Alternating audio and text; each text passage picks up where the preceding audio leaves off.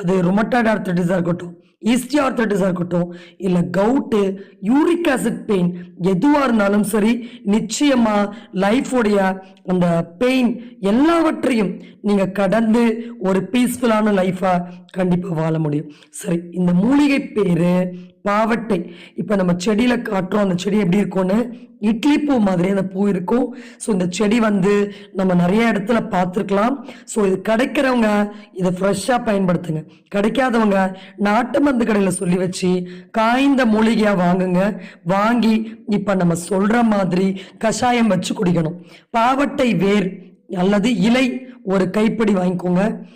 வாங்கிட்டு அது கூட சிட்ராமுட்டி இதோடைய இலை இல்லை வேர் வாங்கிக்கோங்க. வேலிப்பருத்தி இதோடைய இலை இல்லை வேர் வாங்கிக்கோங்க. வாங்கி ஒரு துண்டளவு இருந்தால் போதும், ஒரு கை விரல் துண்டளவு இருந்தால் போதும்.